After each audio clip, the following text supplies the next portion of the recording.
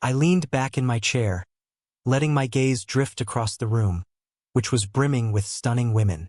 Yet, one question kept gnawing at the edges of my mind, refusing to let go. Why had Neville Albertson, of all people, set his sights on my wife? What did he possess that convinced Ella to throw away everything we had built together? Worse still, how could she abandon me so easily? As if none of it ever mattered? We had spent years mapping out our future, the life we'd share once the kids were grown and out of the house. Those days were so close I could almost touch them. But clearly, Ella's vision for the future didn't include me. Not too long ago, I would sit and daydream about how peaceful our lives could be when the chaos quieted down. I imagined us rediscovering each other, reconnecting, and maybe even rekindling those feelings that had dulled over time. But reality hit me like a gut punch. I'd been deluding myself. The truth was, Ella must have let go of those dreams long ago. She had probably decided that I wasn't part of her future anymore, and the sting of that realization burned deeper than I cared to admit. What started as a hollow sadness inside me quickly boiled into a heavy, smoldering anger. I noticed the cautious glances from everyone sitting at the table. They were watching me, uneasy, as if bracing for me to lose control or do something rash. Dee leaned closer, his voice laced with concern. "You okay, Ryan?" he asked, but his words barely registered. My attention had wandered across the dance floor to a booth where 4 young, gorgeous women sat laughing and chatting, carefree. Why hadn't Neville picked one of them instead? My eyes lingered on the group for a moment before an unexpected laugh burst out of me. It was sharp and loud, cutting through the background buzz of the room. Heads turned to stare as I laughed harder, tears threatening to spill from the corners of my eyes. The absurdity of it all hit me at once. Just how dramatically my life had shifted. Ella was gone, and by walking away she'd liberated me too. Whatever scraps of loyalty or affection I'd still felt for her had evaporated. She'd made her choices. Now it was my turn to make mine. The others at the table sat frozen, gaping at me like I'd suddenly lost my mind. Smiling, I slid my wedding ring off my finger and held it out to Laura, who stared at me like I'd grown horns. "If you run into Ella," I said evenly, "do me a favor and hand this over to her. I've got other things to focus on now." Rising from my chair, I tossed a $10 bill onto the table. "That's for my drink. Since you all seemed so eager to back Ella's little adventure, I'm sure you won't mind covering the rest of the tab." Without waiting for their reaction, I turned and strode toward the exit. Behind me, I heard their startled voices calling out, probably wondering what I was up to. But my mind was already made up. If anyone dared to follow me tonight, they'd leave with more than just their pride bruised. As I walked out into the night, a flood of memories of Ella's selfishness and carelessness washed over me. She had chased her excitement without a second thought for the wreckage she left behind. Now it was my turn to indulge. When I reached the hotel, I approached the front desk and asked if any suites were available. The clerk gave me an apologetic smile and explained that only the Honeymoon suite was vacant, listing its extravagant amenities in detail. "Perfect," I said without hesitation. "I'll take it," I said with an air of finality. "Charge it to me, and make sure the room Ella's staying in stays on my tab, too." The clerk blinked, her expression shifting between confusion and professionalism, probably assuming this was part of some grand romantic gesture. As she handed over the key, I leaned in closer, my tone dropping to something more serious. "One last thing, if my wife comes asking about this room, don't give her a key. In fact, don't even tell her I'm here." Her brows shot up in surprise, but she nodded, assuring me she'd inform the staff. Satisfied, I made my way back to the room Ella and I had been sharing. I didn't waste any time packing up my things, neatly folding what belonged to me. As for her belongings, every last item went straight into the trash. If she wanted to fix this mess, she could figure it out herself. I was done being the one who cleaned up after her disasters. I took the elevator to the top floor, stepping into the kind of luxury that felt surreal. The Honeymoon suite was breathtaking, complete with a sprawling balcony and a jacuzzi that overlooked the glittering city skyline. It felt indulgent, even excessive, but tonight I wanted excessive. Among the items I'd packed was a sharp tuxedo I had originally planned to wear for a night out with Ella. But tonight, it wasn't for her. It was for me. Slipping into the jacket, I adjusted the lapels, admiring how I looked in the mirror before heading out. On the way back to the club, I stopped by an ATM, pulling out a thick stack of cash. Something told me I'd need it before the night was over. By the time I reached the club, a line had formed outside, stretching down the block. Flashing a confident smile, I strode up to the doorman and casually slipped him a crisp $100 bill. He glanced at the cash, nodded without a word, and stepped aside to let me through. The heavy bass of the music greeted me like an old friend as I stepped back into the throbbing energy of the club. Inside, I spotted my so-called friends still camped out at the same table. They noticed me too, but quickly shifted their attention back to their drinks and conversation, clearly deciding not to engage. I didn't care. My focus was locked on a different table, the one near the dance floor where I'd earlier noticed the group of gorgeous women. Sure enough, they were still there, laughing and clinking glasses, a carefree vibe radiating from their table. It didn't take long to figure out they were celebrating a bachelorette party. No men lingered near them, exactly what I was hoping for. As I made my way past my old table, Laura's voice cut through the air. "Ryan!" she called, sharp and insistent. I didn't flinch. I didn't even glance her way. Whatever she had to say didn't matter anymore. I was already moving toward the group of women, each step more confident than the last. Stopping at their table, I flashed a charming smile, letting my voice carry just enough warmth to break the ice. "What's a group of beautiful ladies like you doing here all alone?" The table erupted into laughter, and the tallest of the women, a tipsy brunette with a mischievous smile, was the first to speak. "We're here for our friend," the tall brunette said, nodding toward a petite redhead seated beside her. "Her boyfriend decided she wasn't good enough and ran off with someone else. So, we're making sure she has an unforgettable night." "Well," I said, addressing the group with a warm smile, "if you're okay with it, I'd be more than happy to help make her night better. Maybe start with a dance or two." I turned my attention directly to the redhead, extending my hand toward her. She looked up at me, her cheeks already tinged pink, and her lips curled into a shy but genuine smile. Without a moment's hesitation, she slipped her hand into mine. Leading her onto the dance floor, I could feel the bass vibrating through the air as the music surrounded us. The energy in the room was electric. "I'm Ryan," I said, flashing her a playful grin as we began moving together in sync with the beat. "And I have to ask, what kind of idiot lets someone like you slip away?" She laughed, rolling her eyes dramatically. "The kind of idiot who doesn't realize what he has until it's too late," she replied, her voice laced with both humor and a touch of lingering frustration. As we danced, the awkwardness melted away, replaced by easy, genuine laughter. Song after song passed, each one seeming to loosen her up more. She introduced herself as Amanda, and between twirls and spins, she shared little pieces of her life.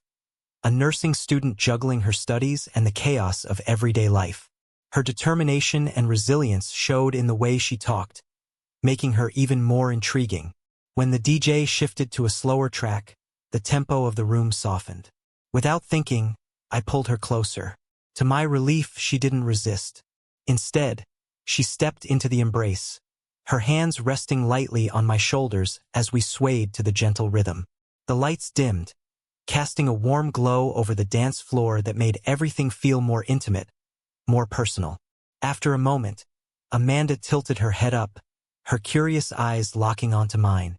"So, Ryan?" she asked in a quiet voice. "Are you married?"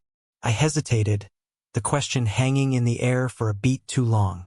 Then I answered, keeping my tone steady. "Not anymore. My wife and I, well, we've gone our separate ways." Her expression softened, understanding replacing curiosity.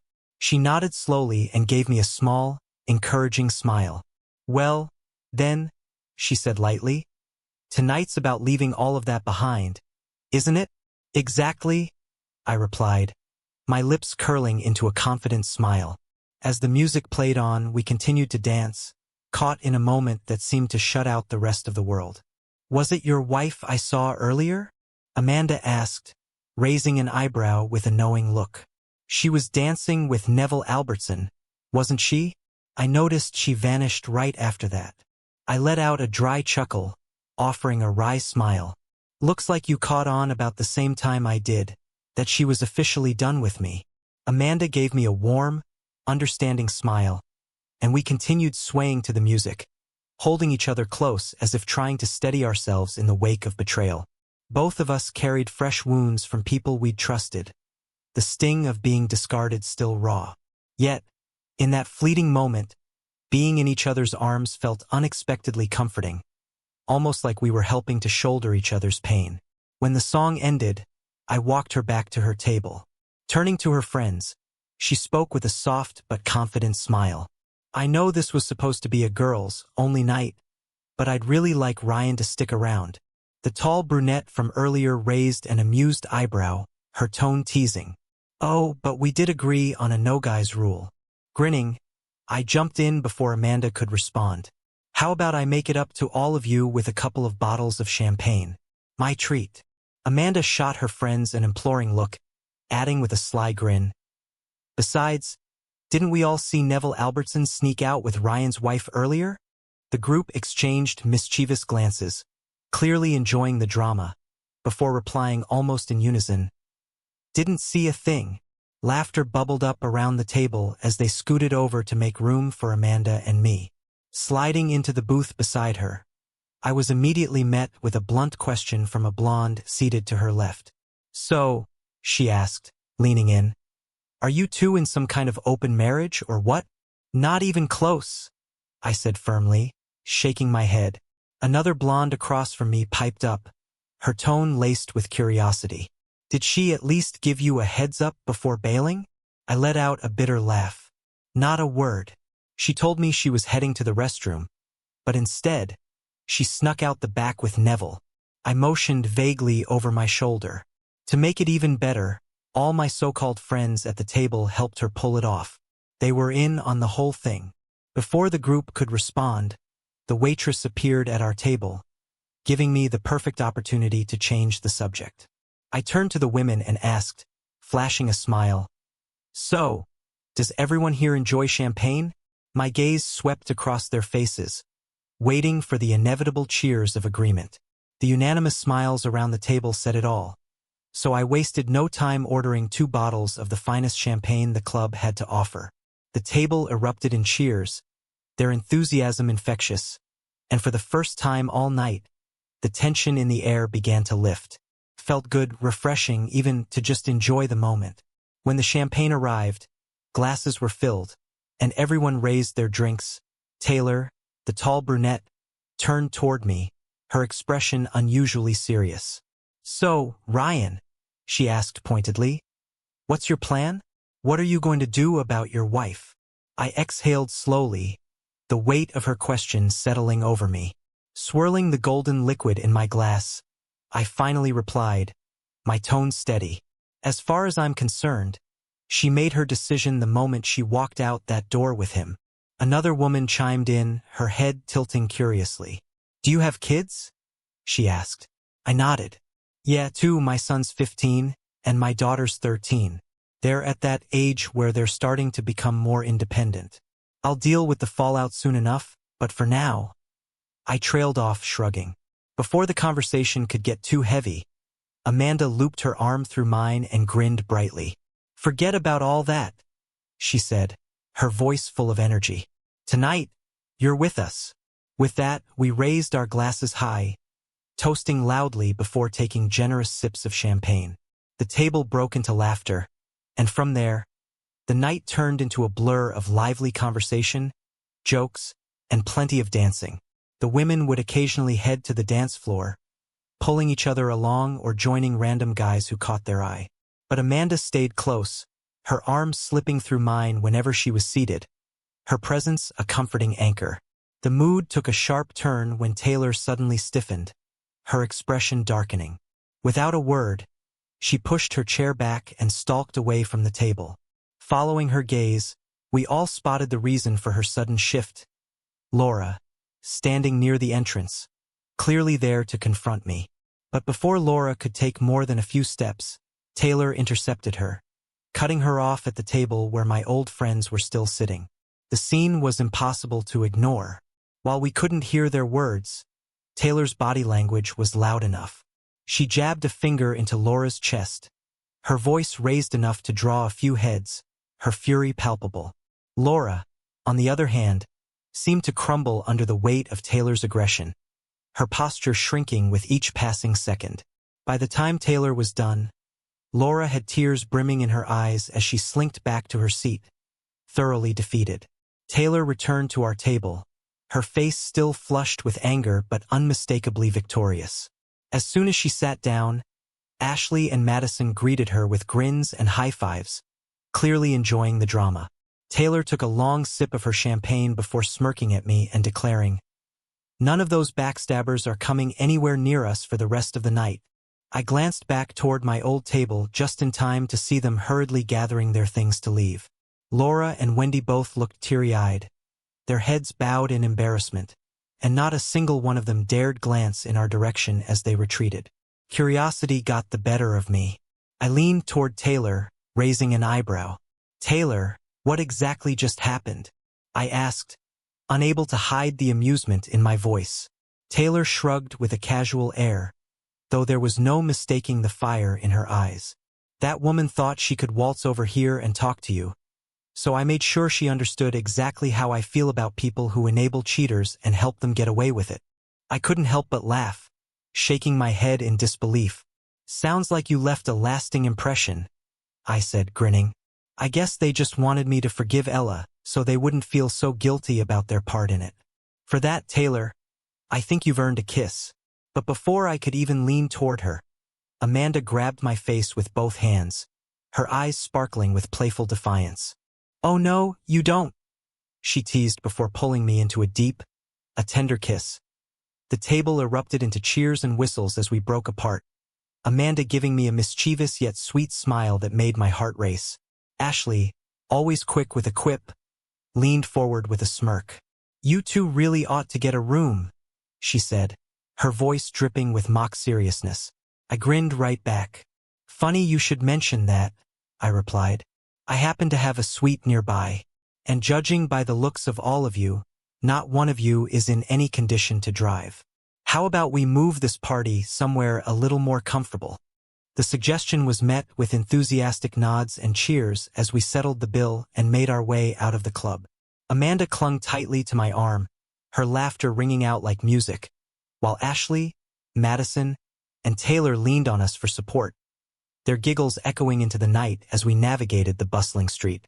When we arrived at the hotel, I led the group to the reception desk, where I ordered 4 more bottles of champagne to be sent up to the suite.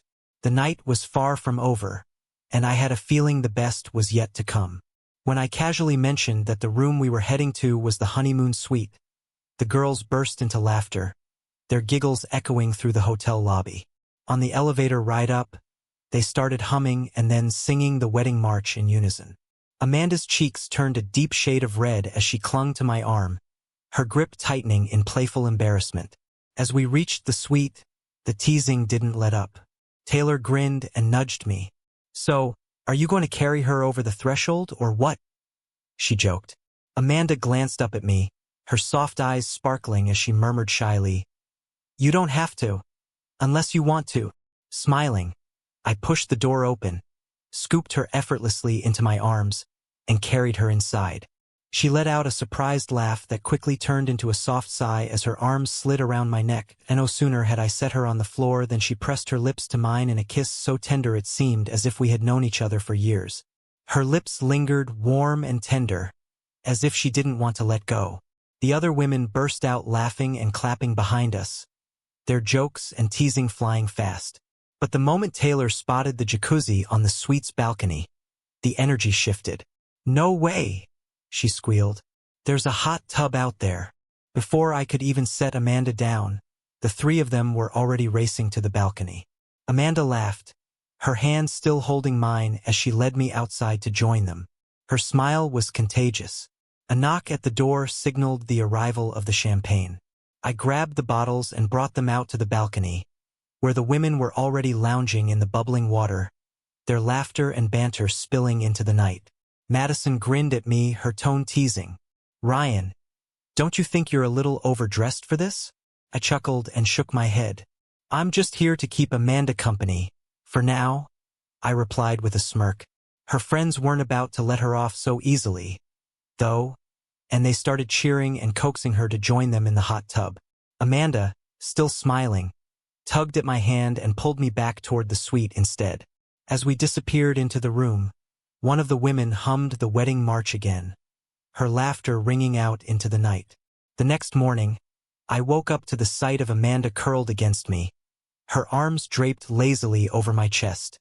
Her hair was a mess, spilling over her face, but her soft breathing and peaceful smile made the moment feel surreal. Across the sprawling king-sized bed, the other 3 women were sprawled out, tangled in sheets, their clothes from the night before scattered across the room. Champagne glasses lay toppled on the nightstands, a chaotic but amusing reminder of how the night had ended. It was clear they joined us at some point, though the details of their arrival were hazy at best. Amanda stirred beside me, her head lifting as she brushed her hair from her face. Her eyes sparkled as she looked up at me, a playful smile tugging at her lips. "So," she asked softly, "did you enjoy yourself, Ryan?" A grin spread across my face as the memories of the night came rushing back. "Yeah," I admitted, my voice warm. "It was the best night I've had in years." Her eyes gleamed with curiosity as she tilted her head. "Any regrets?" she asked, her tone gentle but teasing. "None at all," I said, my voice steady and certain. Grinning, Amanda slid out of bed, her energy vibrant and contagious. She reached for my hand, her voice teasing. "Good. Now, come with me," she said, her tone promising something more. Without hesitation, I followed her into the bathroom, curious and drawn in by her playful confidence. Under the warm cascade of the shower, she wrapped her arms tightly around my neck and her legs around my waist as I lifted her. I pressed her gently against the tiled wall, the steam curling around us like a cocoon. The connection was magnetic, an intensity I'd never felt before. Not with Ella, not with anyone. Every touch, every sound she made, sent a thrill through me that I hadn't realized I'd been missing. Her cries of pleasure echoed in the small space, unrestrained and unashamed, leaving no doubt that anyone nearby would know exactly what was happening. For the first time in ages, I felt truly alive. When we finally emerged, wrapped in towels and grinning like a pair of mischievous teenagers, we found the other women sprawled across the room. Despite their obvious hangovers, they were laughing, chatting, and sipping on freshly poured mimosas as though the chaos of the night before had been just another wild adventure. The mood was lighthearted, carefree, the perfect way to start the day. Taylor, sprawled out on the couch with a pillow over her head, cracked one eye open and smirked.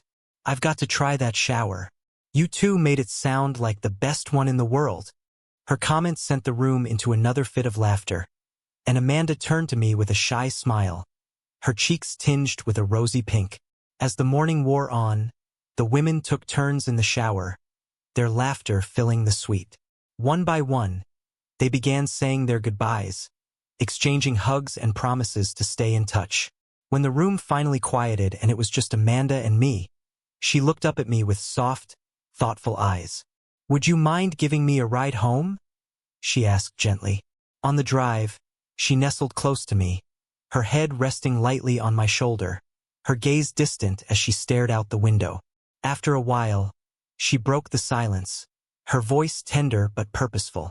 "Ryan, what your wife did to you was awful," she began, her words careful. "But you still have a chance to fix things if that's what you want. Sometimes, things that are broken can be mended.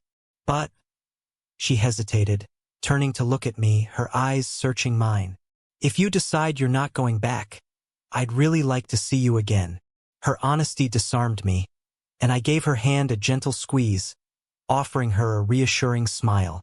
Amanda, I said softly. I'd like that too. Going back to Ella doesn't feel like an option right now. What I had with you last night, it was exactly what I needed. When we arrived at her house, I parked the car and walked her to the door, her hand still in mine. Before saying goodbye, I leaned in and kissed Amanda softly, savoring the warmth of the moment. As her front door opened, I caught sight of Taylor lounging casually on the couch. She gave me a playful wave and a sly, knowing grin, her expression oozing mischief. On the drive home, the weight of everything came crashing back. Ella's betrayal loomed large, pressing down on me like a suffocating blanket. Going to the club had been a spur-of-the-moment decision, a desperate attempt to distract myself from the hurt she'd inflicted. While my night with Amanda had been a bright spot, a brief reprieve from the storm, it didn't erase the deeper problem. What to do about my crumbling marriage? When I pulled into the driveway and stepped into the house, the silence of the living room enveloped me. I sank into the couch, letting the darkness settle around me as my thoughts spiraled. The road ahead seemed impossibly hard, especially the thought of ending things with Ella without adding to the pain our kids would inevitably feel. Time slipped by in a blur, the hours stretching endlessly, until the low hum of an engine broke through the quiet. I heard the jingle of keys and the familiar creak of the front door opening. Ella's voice rang out, calm and casual, as though she hadn't just torn my life apart. "Ryan, I'm home," she called, like she was returning from a quick trip to the store. I stayed where I was, motionless, as she stepped into the room and flicked on the light. She stood there, looking pristine, her blue dress unwrinkled, her hair perfectly styled, her wedding ring catching the light like nothing had changed. She smiled gently, her demeanor so calm it felt almost mocking. "It's just me," she said softly, her voice steady. "Nothing's changed. My love for you is as constant as it's always been." Her words hit like a slap, hollow and absurd. I felt an odd sense of detachment, as though I were watching the scene from outside my own body. When I finally spoke, my voice was cold, stripped of any emotion. "I wish I could say the same." Her composure cracked, just slightly. She hesitated, the smile faltering as her eyes searched mine for any hint of warmth. There was none. I gestured toward the stairs, my tone sharp and unyielding. "Go upstairs. Take a shower." Ella's lips parted, as though she wanted to argue, but something in my gaze stopped her. For the first time, she seemed to realize just how far apart we were. Without a word, she turned and ascended the stairs, her steps deliberate and heavy, like she was climbing toward something she didn't want to face. When she returned, her hair damp and her expression uncertain, she glanced around the room, looking for something. Finally, her eyes settled on me, hesitant but questioning. "Ryan," she asked slowly, "where are my clothes from last night?" I met her gaze evenly, my expression unwavering. "I'd guess they're still in the hotel room where you left them." Her face froze, her features etched with disbelief. "You didn't bring them back?" "No," I replied flatly, my tone devoid of any concern. "I left them exactly where they belonged." "No," I said evenly, my voice cutting through the tense air like a blade. "Why would I?" She opened her mouth as if to protest but stopped herself. Whatever excuse she might have offered stayed trapped in her throat. Her gaze fell to the floor, and a heavy silence settled between us. Resignation was written across her face. She knew as well as I did that her actions spoke far louder than any words she could muster. Leaning forward slightly, I locked eyes with her, my voice steady but sharp. "So, Ella, tell me, why did you leave your clothes there?" She let out a long, wistful sigh, the kind that sounded almost nostalgic, as though her answer carried a weight she didn't want to share. "It was Neville Albertson," she began softly. "He's rich, successful, and he could have had any woman in that club. When he asked me to dance, I felt—" She hesitated, her voice growing quieter, almost dreamy. "I felt special, like I was the most desired woman in the room."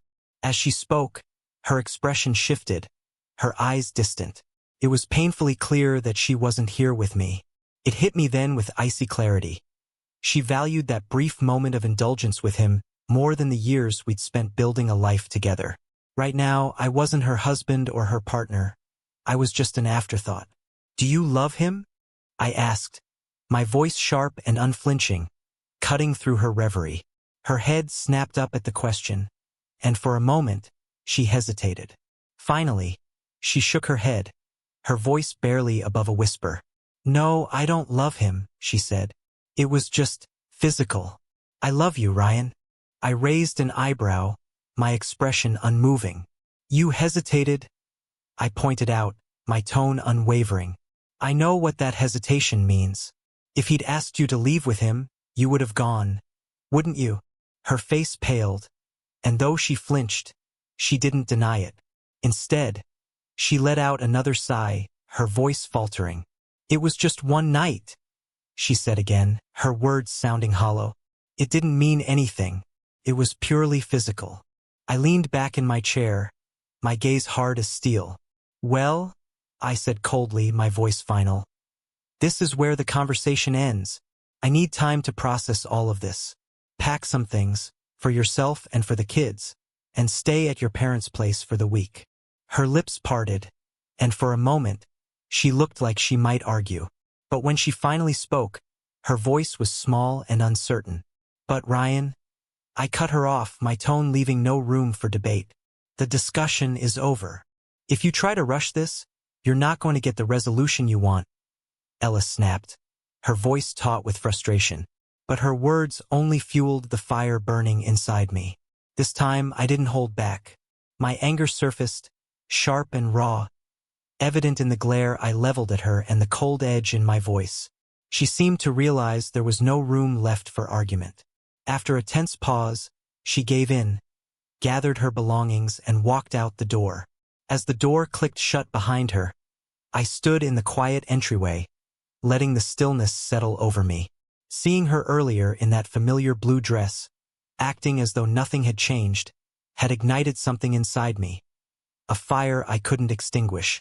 In that moment of clarity, I understood one thing. If I wanted to move forward, to survive this, I had to act. Change wasn't optional. It was essential. I picked up the phone and called my boss, requesting 2 weeks off. Once my time away was approved, I rented a truck and headed straight for the hardware store. I loaded up on everything I'd need: wood, drywall, paint, and a pair of brand new exterior doors. Returning home, I grabbed my tools, rolled up my sleeves, and threw myself into the work. The first task was dismantling the front door and the windows flanking it.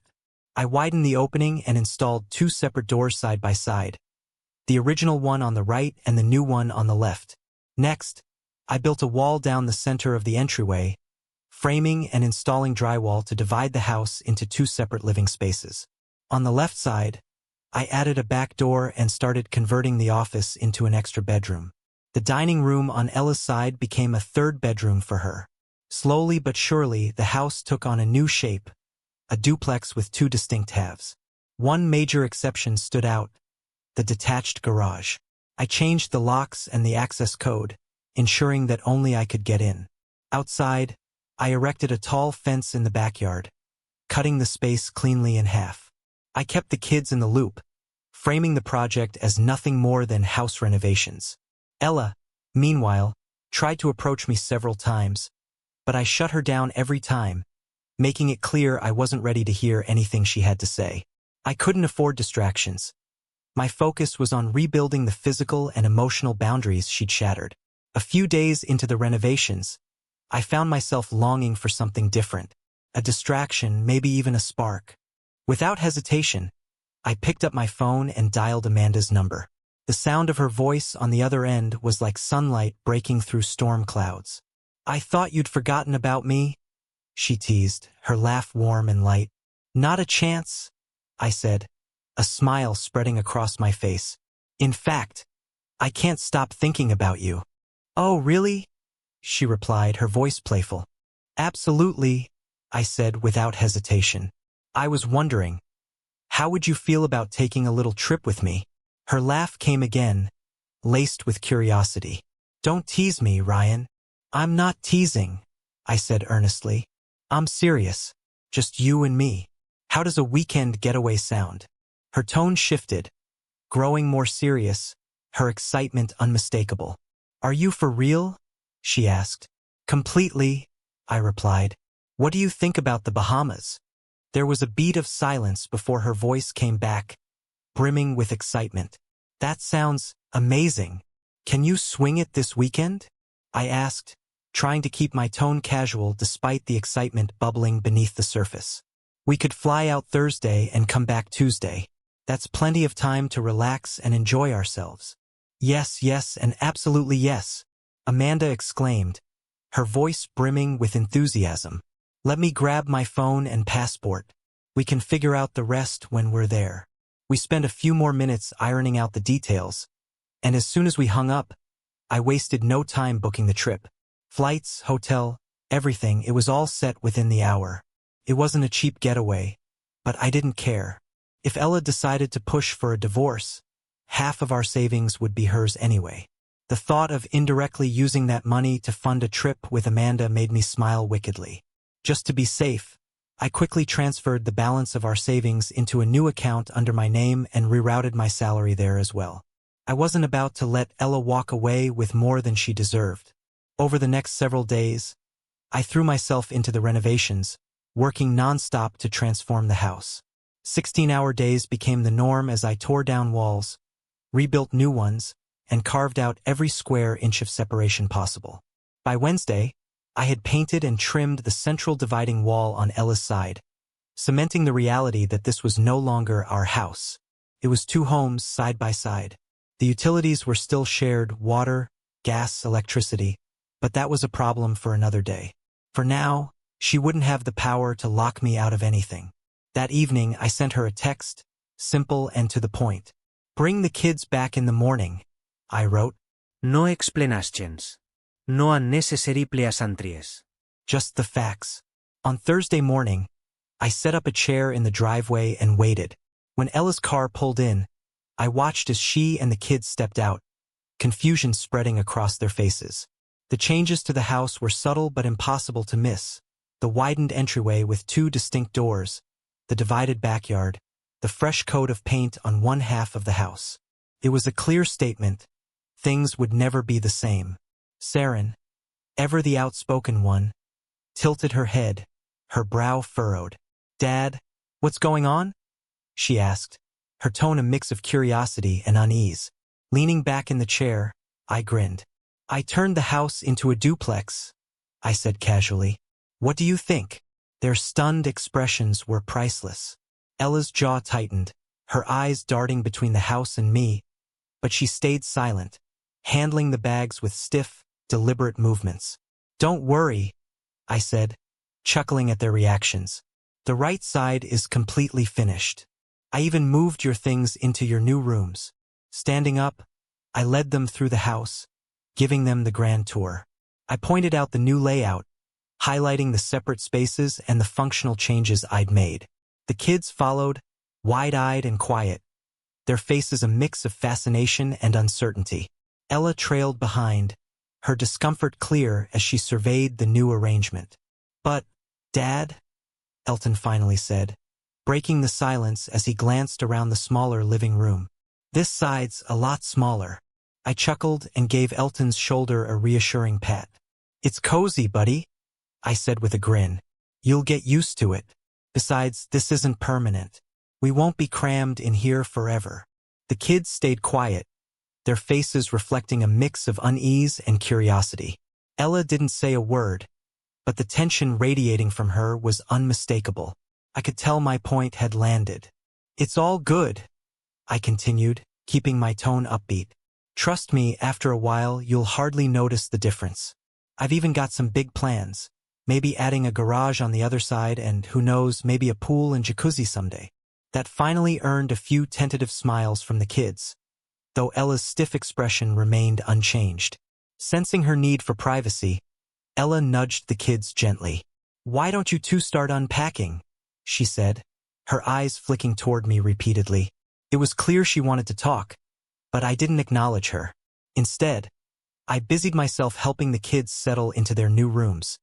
double-checking that everything was in order and making small adjustments to make the space feel comfortable. Once they were unpacked, I headed to a nearby deli and brought back sandwiches for lunch. We gathered around the small kitchen table, the air a bit lighter now. As we ate, Saren finally leaned forward, her curiosity too strong to ignore. Her expression was serious as she asked, "Dad, what's all this about?" She shot a glance at Ella, clearly picking up on the fact that she hadn't been entirely forthcoming about the situation. "Oh, I said casually, keeping my tone as light as I could. "We're gearing up for an empty nest soon. I figured it was a good time to make a few changes to get ready." Saren frowned, unconvinced. "Dad, don't you think you could have talked to us first?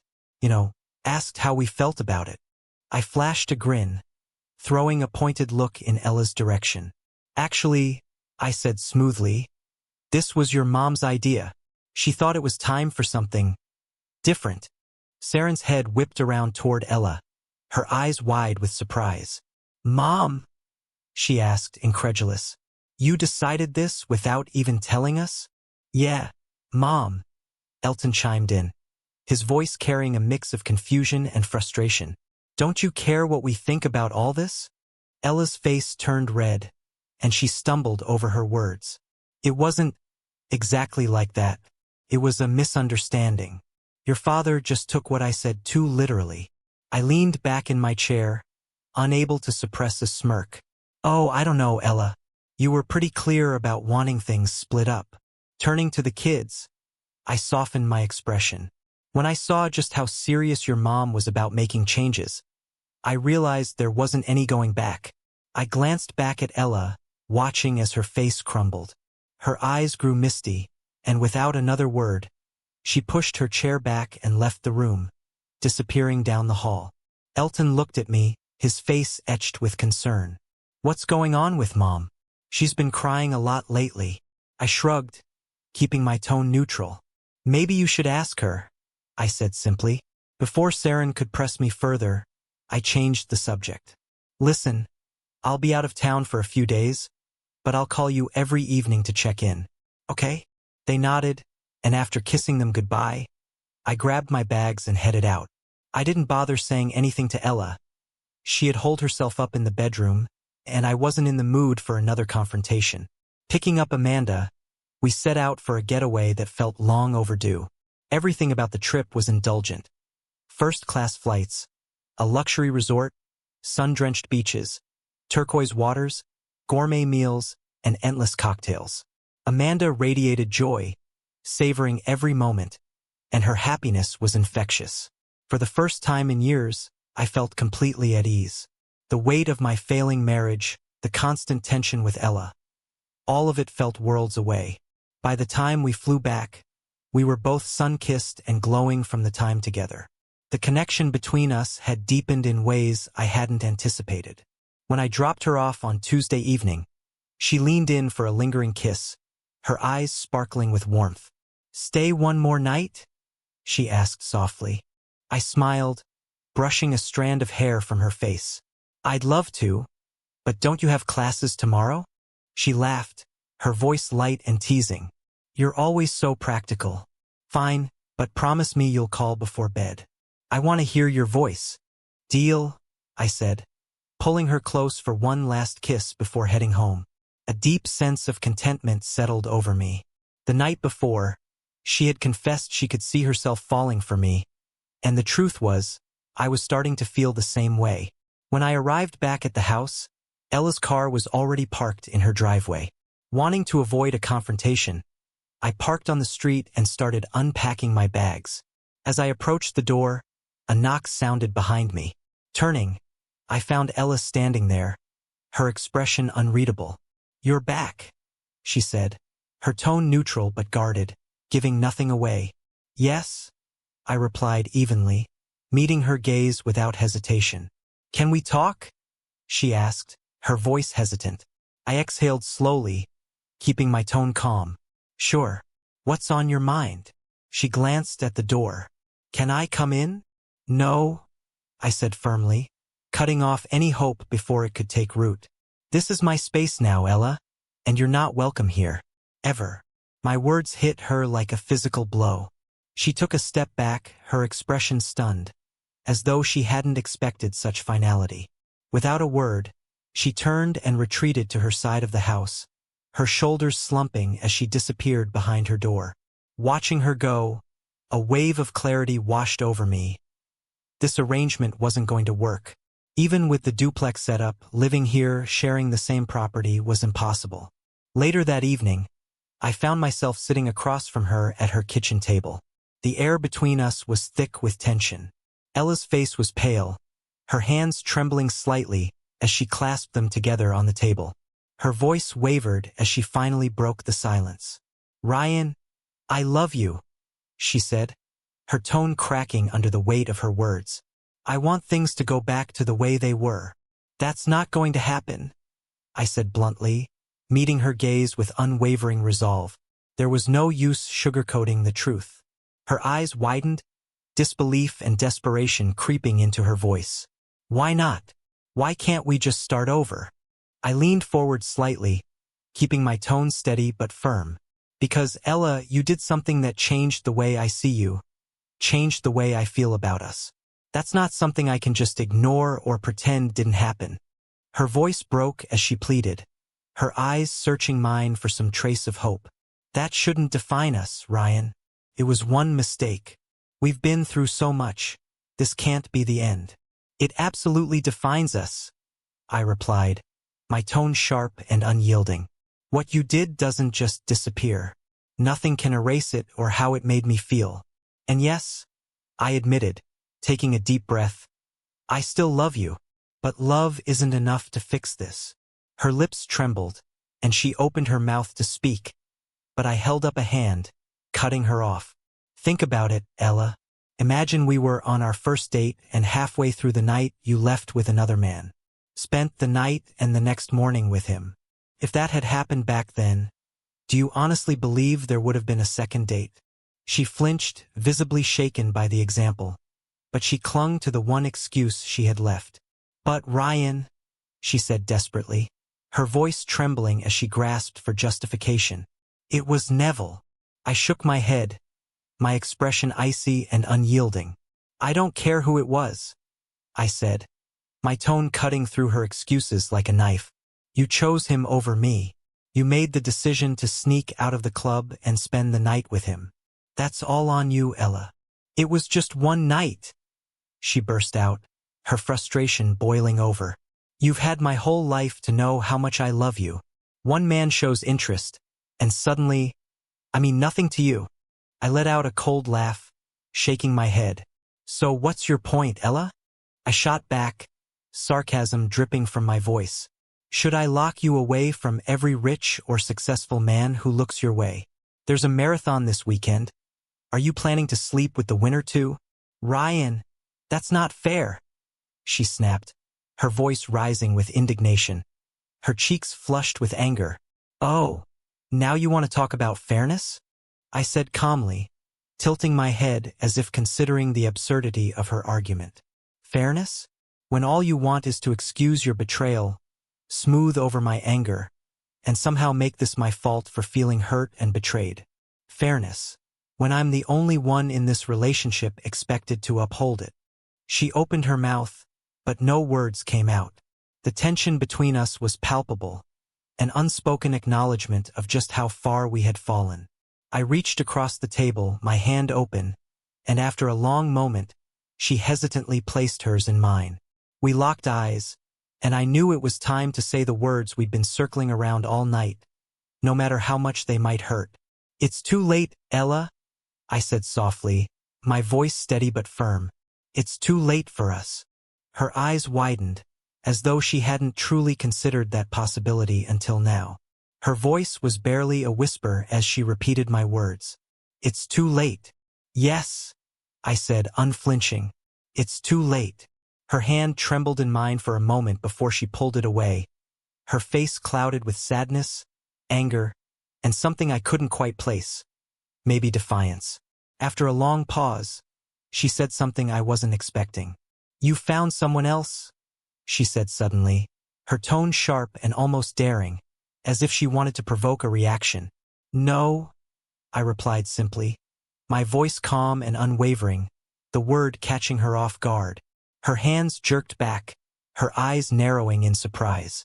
I want to know who it is, she said, her tone edging toward a challenge.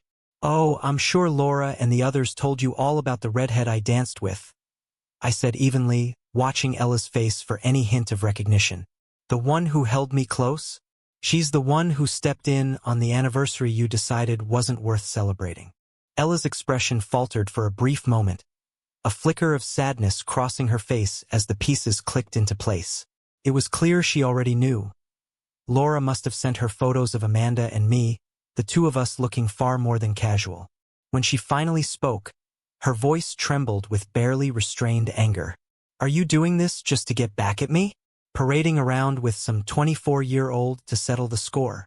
Actually, I said, leaning back with deliberate calm, she's 21. I couldn't resist twisting the knife just a little further. And we just got back from 4 days in the Bahamas. Remember that dream vacation we always talked about? Turns out it was just as incredible as we imagined. And then some. A small, satisfied smile tugged at the corners of my mouth, and I let it linger for a moment before catching myself. The memory of the trip flickered across my face, subtle but unmistakable. I saw how it stoked Ella's fury, her eyes blazing as she stared at me, her expression hardening with every second. She looked as though she were ready to explode, to throw every accusation she could muster in my direction. But something held her back. I took a steadying breath and forced the grin to fade, letting my composure return. As much as I enjoyed seeing her squirm, I couldn't let this turn into a full-blown fight, not with the kids already caught in the middle of it all. Ella's anger didn't abate entirely, but the edge softened slightly as she let out a long, audible sigh. Her hand pressed against the table, her knuckles pale as she gripped its edge. The silence between us was thick and heavy, the kind of quiet that made every breath feel louder than it should. She didn't speak, but I could see the conflict in her eyes, the way she wrestled with her emotions. I knew what she wanted. She wanted to lash out, to berate me for my choices, to hurl words that would sting as deeply as she was hurting now. But she didn't have the footing to stand on, no moral high ground, no leverage. The foundation she had relied on for so long, our trust, our partnership, had crumbled the moment she made her choice. Now, she was starting to understand just how much she had lost. It was written all over her face. The slow, dawning realization of how costly that one night with Neville had been. To her, it had probably seemed insignificant, a harmless indulgence, a fleeting moment of escape. But now, sitting across from me, she finally began to grasp the magnitude of the damage she'd done. The price she'd paid was far greater than she'd ever imagined. When she finally spoke, her voice was soft but resolute, clinging to a truth she hoped might still hold weight. It doesn't matter. I love you, she said, as if that simple declaration could erase the betrayal. I leaned forward slightly, my voice steady but tinged with frustration. Yes, Ella, you keep saying that, I replied. But why should I value your love, when my love clearly didn't mean enough to you? After what you did, after the choice you made, why should I care about your love? Her face twisted in anguish, her voice dropping to a desperate murmur as she struggled to hold my gaze. I don't want to lose you, she said, the words heavy with raw emotion. Well, I said, my voice slicing through the tension in the room, I don't know how you thought you could destroy my trust so completely and still expect to keep me. You took me for granted, Ella. And now you don't deserve me. Her face crumpled, a mix of confusion and loss clouding her features, as if she were still grappling with the full weight of how everything had unraveled. For all her attempts to justify and dismiss what she'd done, it was clear she hadn't expected it to cost her this much. I'm going to my side of the house, I said, rising from my seat. I still have work to finish. I'll be back for dinner with you and the kids. But until then, don't bother me. Without waiting for a response, I turned and walked out, leaving her sitting at the table, tears welling in her eyes. As I closed the door behind me, I felt a pang of something I didn't want to name. The act of walking away was harder than I cared to admit. A part of me wanted to turn back, to hold her, to pretend that things could somehow go back to the way they were.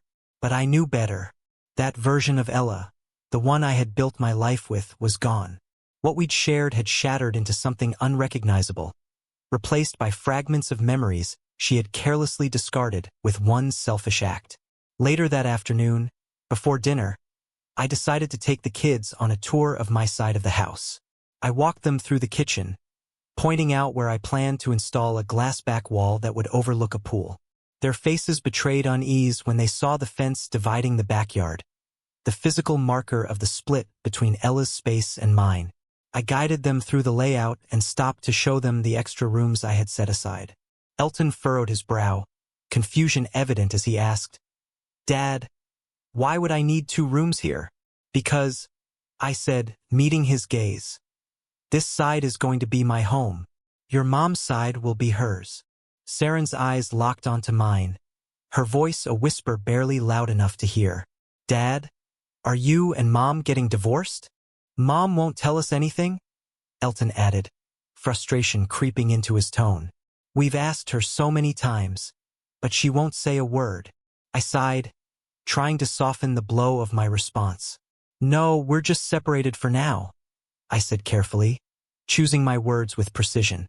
"I don't want to be a weekend dad, so I thought the best thing to do was to split the house.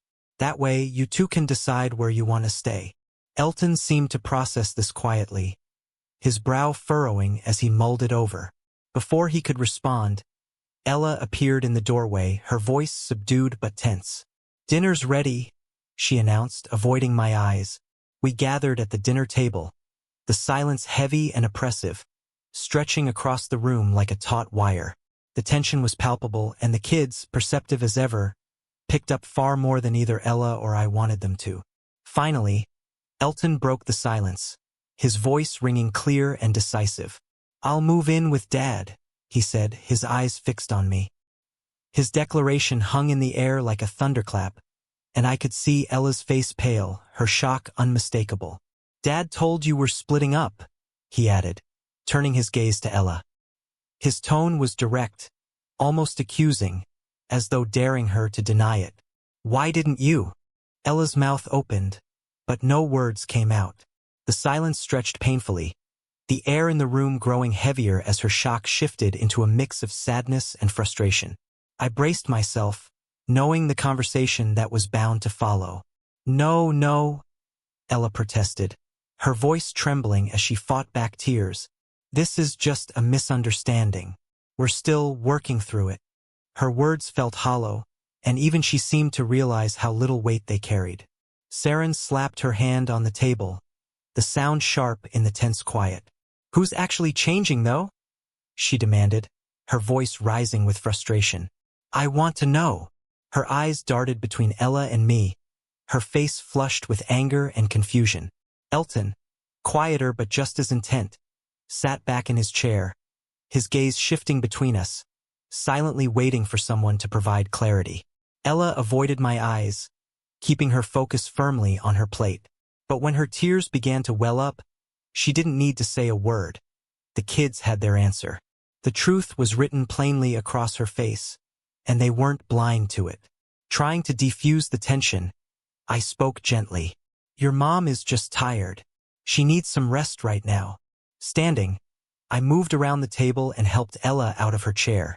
She let me guide her down the hall toward the bedroom, moving as if on autopilot, too overwhelmed to resist. Once there, I helped her out of her clothes and into bed. Her movements were sluggish, her emotions raw and drained. I tucked the blankets around her and pressed a soft kiss to her forehead, the way you might comfort a child after a nightmare. Turning off the light, I left the room quietly, closing the door behind me. As I walked down the hall, my thoughts churned. Watching Ella in this state, it struck me that I no longer saw her as my partner or my equal. She felt more like a grown child, a person who had made a monumental mistake and now had to live with its permanent consequences. While part of me still cared for her, it was no longer the same. That place in my heart where she had once lived as my wife now felt vacant. She wasn't the center of my world anymore, and I knew she never would be again. First, I stopped by Elton's room.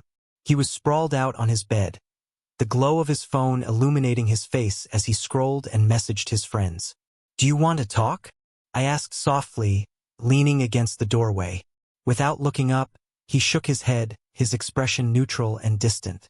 Taking the hint, I left him to his thoughts and made my way to Saren's room. She was sitting on the edge of her bed, her face streaked with tears, her fists clenched tightly. As I stepped inside, she looked up at me, her voice trembling as she asked, "Why did she do this, Dad?" The raw hurt in her voice was like a knife to my chest. I sat beside her, my heart heavy. "You'll have to ask her, sweetheart," I said honestly. "Sometimes people make mistakes that don't make sense to anyone else. Forgiveness doesn't come easy." Her gaze dropped to the floor, her fists loosening slightly as her shoulders sagged. When she spoke again, her voice was barely above a whisper. "Then, I don't know if I can forgive her either." Her words hung in the air, and all I could do was wrap an arm around her and hold her close, wishing I could protect her from the pain Ella had caused. But some wounds I knew only time could heal. "I understand," I said softly, sitting beside Saren and wrapping an arm around her shoulders. "And that's okay. Forgiveness takes time if it comes at all. But there's one thing I want you to remember. No matter what happens between your mom and me, we're still a family." Saren nodded slowly, leaning into me as her tears continued to fall. We sat there for a long while, the silence heavy but comforting.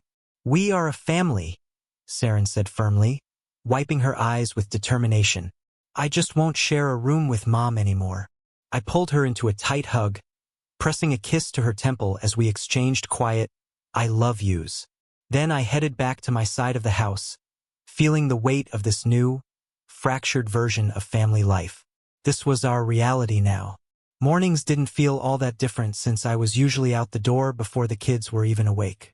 Ella and I maintained a careful division of responsibilities, making sure the kids' schedules, activities, and events ran smoothly. Family dinners still happened occasionally in Ella's half of the house, but they were quieter and more subdued than they had been. The warmth we once shared around the table was gone, replaced by a fragile civility. Ella repeatedly tried to bring up our situation, suggesting weekly talks or meetings to work through things, but I shut her down every time. I had no interest in rehashing the past or talking things through. To me, it was done. Public events like school functions were the most awkward. I went out of my way to avoid Ella whenever possible. If she approached me, I'd politely excuse myself, find the nearest restroom, and come back to sit somewhere else. Strangely, I was rarely left alone for long. Other single or divorced parents seemed drawn to me, striking up casual conversations that often veered toward my status. My response was always the same: "We're separated." Back at home, I threw myself into investing in my side of the house. I upgraded everything, from a massive new TV and a sleek entertainment system to modern kitchen appliances and stylish furniture that transformed my space into the ultimate bachelor pad. The cherry on top was a luxury convertible I'd been eyeing for years. Sparing no expense, I finally felt free to create a space that was entirely mine. One afternoon, Ella confronted me. "Ryan," she began sharply, her tone cutting through the usual civility. "Can we even afford all of this? The car alone must have cost a fortune." I didn't miss a beat. "My old car was 8 years older than yours," I said matter-of-factly. "I needed an upgrade. You've replaced your car twice as often as I have, so I figured it was time to catch up with something nice." My tone was calm, but my pointed look made my feelings clear. Ella hesitated, momentarily thrown off balance. "What about the furniture?" she asked, her voice softening. "I'd be willing to share it with you." "It's fine," I replied, brushing off her offer. "Your taste in furniture never really appealed to me." Her face fell slightly, her expression faltering. "Why didn't you say something sooner?" she asked, her voice tinged with regret. "Because I wanted you to be happy," I replied, the words sharper than I intended. The truth settled between us, heavy and inescapable. "Furniture wasn't a big deal to me," I continued, giving Ella a moment to absorb what I'd said. "And you don't need to worry about the finances. The house is paid off, and once the kids move out, my side will be too big for just me anyway. I'm planning to rent it out for some extra income, so money's not going to be an issue. Ella offered one of her trademark flirtatious smiles, the kind she used when she wanted something, and lightly patted my shoulder. I'm not complaining, she said, her tone almost playful. Actually, I like your new car. And I have to admit, you look great in those new clothes. Thanks, I replied evenly, though I can't take all the credit. Elton and Saren pushed for the convertible, and Amanda helped me pick out the clothes and furniture. Turns out we have pretty similar taste. The mention of Amanda's name made Ella's smile falter, her hand slipping from my shoulder. Oh, she said, her tone cooling noticeably. I was just curious. Without another word, she turned and walked away. I hadn't meant to throw Amanda's name in her face, but it was the truth. Amanda had become a significant part of my life, and I was starting to realize I thought about her far more than I worried about Ella's feelings. She began spending more time at my side of the house, and before long, Elton decided to make one of the rooms there his main bedroom. Saren, while primarily staying with Ella, started spending more and more time with Amanda too, treating her almost like an older sister. It wasn't long before Amanda was with me most weekends and even many weeknights. The only friction came when I invited Amanda to join us for family dinners a second time. While Ella managed to stay polite, her discomfort was impossible to miss. She clearly didn't want Amanda becoming a regular presence at those meals. The next morning, as I was heading out the door for work, Ella stopped me. Her tone was calm but firm. Ryan, I appreciate the talk we had, she began. But could you not bring your girlfriend to family dinners? That time is supposed to be for us, with the kids. I paused, meeting her gaze evenly. All right then, I said simply. Going forward, I'll skip family dinners when Amanda's not there, and I'll leave an open invitation for the kids to join us on my side if they'd like. Her face tightened, frustration seeping into her voice. That's not fair, Ryan, she said sharply. Dinner is the only chance we have to be together as a family. I raised an eyebrow, my tone calm but firm. Fairness? I asked pointedly. Let's be honest, Ella. Amanda is becoming a big part of my life, and I want her included. She gets along great with the kids, so excluding her from family dinners doesn't feel fair to anyone. Not to her, not to me, and not to the kids. If you're insisting on excluding her, you're excluding me too. Ella opened her mouth to respond, but hesitation flickered across her face.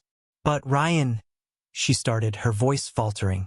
I shook my head, cutting Ella off gently but firmly. This isn't about the past anymore, Ella. It's about the future. And my future includes Amanda. Her lips parted as if to argue, but I didn't give her the chance. Ella, your version of honesty has always been self-serving. I continued, my tone calm but resolute. You didn't care about fairness the night you slipped out the back door with Neville Albertson. So don't try to lecture me about fairness now. Despite the separation, I marveled at how Ella still thought she could manipulate me as easily as she once had. You gave up integrity that night, Ella. If fairness is what you're really after, maybe you should be the one cooking dinners for everyone on my side. Amanda, by the way, is an amazing cook and actually enjoys it. So maybe that's the kind of fairness we need. Ella's eyes filled with tears as she looked down, her defenses crumbling. I'm sorry I brought it up, she whispered, her voice barely audible. Amanda is welcome to join us whenever she wants. As the weeks passed, life on my side of the house continued to take shape. After I finished installing the pool and hot tub, the backyard quickly became a hub of activity. Elton practically lived outside, especially when Amanda's friends, Ashley, Taylor, and Madison, came over to hang out. The trio seemed to take special delight in teasing Elton, each of them flirting with him in their own way. Their playful rivalry escalated over time, with each of them trying to outdo the others in increasingly daring swimsuits.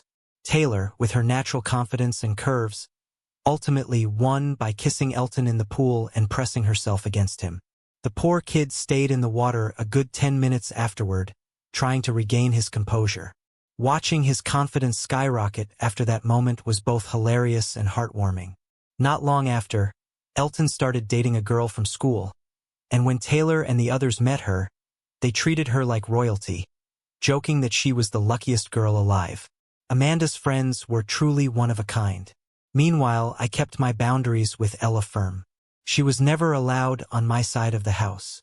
I didn't want her disrupting the balance I had carefully built with Amanda and the kids. This was my sanctuary, separate from her, and I intended to keep it that way. A few years later, Amanda graduated from high school, and I could feel the dynamic between us begin to shift. At first, the change was subtle. A tension in her eyes I couldn't quite place. It became more pronounced at Madison's wedding, where we attended as a couple. Amanda was breathtaking, and we had an amazing time together, but I could sense her inner conflict. I was becoming more of a provider than a partner in her eyes. While I had no issue with the age gap between us, I knew it was starting to weigh on her. Our relationship had been incredible, full of laughter, honesty, and unforgettable weekends that felt like a dream. Our families had even grown close, but now there was a quiet strain. When Amanda mentioned the possibility of relocating, I asked her to consider marrying me. She hesitated, explaining that she wanted to follow a family tradition that would take her down a different path. I could feel her conflict. She loved me deeply, but I wasn't the right age for her long-term vision of life. Stung, but I understood. Don't make the mistake Ella did, I gently reminded her. She thought someone like me would always be around. Amanda smiled softly but dismissed the comparison. I'd never make the same kind of mistake, she said, and I believed her. But I also knew our paths were beginning to diverge. I couldn't fault her for her choice. Before she left, I told her the door would always be open if she ever changed her mind. Maybe, I thought, in time the age gap wouldn't matter as much.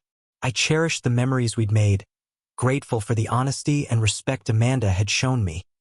Qualities Ella had never given me. Unlike Ella, Amanda had never tried to deceive or manipulate me. As for Ella's friends, the ones who had once been mine, they occasionally reached out, urging me to reconcile with her. But those conversations always ended the same way, with me politely declining. I had moved on, and I had no intention of going back. Their arguments for reconciliation felt hollow. After everything Ella and I had been through, there was no going back. Some things, once broken, simply can't be put back together. When the husbands occasionally tried to convince me to give Ella another chance, I didn't hold back. I reminded them, in no uncertain terms, what it's like to be betrayed by someone you trusted completely. Somehow, they seemed to downplay the gravity of cheating, acting as though it were understandable or worse, excusable. Their attitudes didn't surprise me, given how they'd reacted the night Ella left with Neville. In hindsight, I couldn't help but wonder if it had been more than just coincidence that led us to that club, a known haunt of Neville Albertson. Maybe it was simply karma that I'd been married to the most attractive woman in their social circle. A few months later, I heard through the grapevine that the wives had moved on to a new club, another hotspot infamous for being one of Neville's regular hangouts. And, just like before, they hadn't mentioned a word to their husbands. One evening, I casually told my coworker Marvin that I'd seen Laura dancing with Neville at the club. Marvin's friend, who had also been there, noted that Neville had disappeared about an hour later, the same time the wives had left. Curiously, though, he hadn't seen Laura leave with them. When confronted, the wives flatly denied being there, insisting it was all a misunderstanding. But a few days later, Marvin's friend produced a photo clearly showing Neville sitting at their table. Their excuses unraveled quickly, and eventually, they admitted to being there. Still, they insisted that no one had left with Neville. Their conflicting stories didn't hold up for long. It wasn't long before the truth came out. Laura had been the one to leave with Neville that night, but by then, the damage was already done. Marvin described how trust among the husbands had completely disintegrated. During a gathering, the men pieced together the bigger picture. Marvin summed it up perfectly. Their wives had stuck together, lied effortlessly, and covered for each other, all while pretending it was just another harmless girls' night out. None of the men could forget how their wives had reacted when Neville approached our table the night Ella left. They'd openly condoned her behavior and, worse, seemed envious of her opportunity. That first bachelorette party had set the tone for everything that followed. Initially, the husbands welcomed the changes in their bedrooms, spurred on by hints about Ella's encounter with Neville. But months later, one of them made an offhand comment about silk sheets, and suddenly a pattern emerged. Each husband had bought the same white silk sheets around the same time. It became glaringly obvious. After Laura's night with Neville, the other husbands couldn't help but suspect their own wives had revisited similar experiences with him. By the end of the year, all 4 couples had filed for divorce. I learned about this from Marvin, who was the first to take legal action. He reached out to apologize, explaining what had transpired. One by one, the other husbands also contacted me, expressing regret for not standing up for me that night with Ella. Each admitted that if they had, perhaps their own marriages might not have unraveled the way they did. As for Neville Albertson, his downfall came in an unexpected and brutal fashion. One night, he pushed the wrong person too far. As he left the club with his latest conquest, a masked figure ambushed him in the parking lot. The attacker struck him with a taser. His screams echoed through the night, but no one was ever identified or arrested. There were too many people with reasons to want revenge. The attack left Neville permanently disabled. He would never walk again. As for Ella, the last meaningful conversation we had about our relationship occurred on the day Saren left for college. By then, Ella and I were long divorced. I'd leased out my side of the house and moved into a seaside condo, eager to start fresh. On the day Saren left, I stood in the driveway, watching her car disappear down the street. As I turned to go, Ella's voice stopped me. "Ryan, can we talk?" she asked hesitantly, her tone soft but uncertain. I nodded silently, and we walked toward her side of the house. Once inside, Ella took a deep breath, her hands trembling slightly as she began. "Ryan, I still love you," she said, her voice thick with regret. "I made a terrible mistake, and I've regretted it every single day since. I haven't dated or even looked at another man. I know you haven't had anything serious since Amanda, and I was hoping maybe you'd consider moving back in with me, just to see how things go." Her hands shook as she reached for the necklace she was wearing. Slowly, she slipped it off and held it out to me. Hanging from the chain was my old wedding ring, the one I had handed to Laura on the night Ella chose to walk out of my life. Ella's eyes brimmed with hope as she extended it toward me, waiting for my response. I exhaled slowly, meeting her gaze. "You still don't understand, do you, Ella?" I said softly. "That night wasn't a test of my love for you. It was a test of your love for me." Her lips parted as if to respond, but I continued, my tone steady yet tinged with sadness. "You loved what we had together," I said, watching her closely. "You loved the life we built, the stability, the image of the perfect marriage. You loved having a husband who didn't treat you like a trophy, who cared about your feelings, who trusted you without question. You loved that we made decisions together, that I supported your ambitions, that I was your partner in every sense of the word." She flinched at my words, but her gaze didn't waver. I pressed on, my voice growing firmer. "You even loved our intimacy," I continued, "even if it wasn't as frequent as it used to be. And now you're standing here, telling me you love me more than ever. Not because of who I am, but because you've finally realized that no one else will give you what I did. You won't find anyone who made you as happy as I did, Ella. And you know what? You're right." Ella's breath hitched as she clutched the necklace tighter, her knuckles whitening around it. I let the silence linger, the weight of my words settling in before delivering the final truth. "But no one will ever love you as much as I did," I said quietly. "And that's exactly why I can't come back." Her eyes filled with tears as she stood there, clutching the chain and ring like a lifeline to something long gone. She looked utterly broken, holding a symbol of a love that no longer existed. "You never truly appreciated what we had," I said, my voice steady and unyielding. "And now it's gone. You destroyed it the moment you chose Neville Albertson. I can't be near you again, Ella. I'll never give you another chance to hurt me like that. I thought it was us against the world, but you made it painfully clear that wasn't true." Ella's tears fell freely now, her voice cracking with desperation. "How many times do I have to tell you I regret it?" she pleaded. "This was never about Neville," I said, shaking my head, my tone firm but calm. "You thought you were lucky because you caught his attention that night. But the truth is, I was the one who was lucky. Lucky because when I hit my lowest point, I realized something important. Your friends tried to make me feel like the fool, but they were wrong. What we had was special. Not because of you, Ella, but because of me." Her sobs softened as confusion flickered across her face, her grip tightening around the necklace. I continued, my voice gentler now. "You left because my love was stronger," I said. "It was my love that wouldn't betray, the bond that made what we had unique. But you didn't see that. You didn't understand its value, and you threw it away."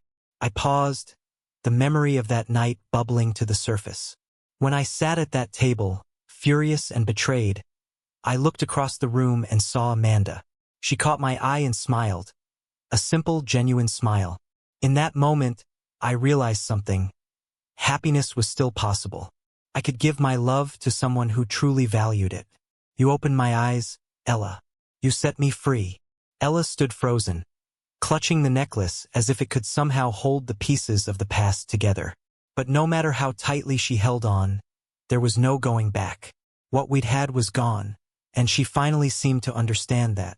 I stepped out of her side of the house, the conversation over.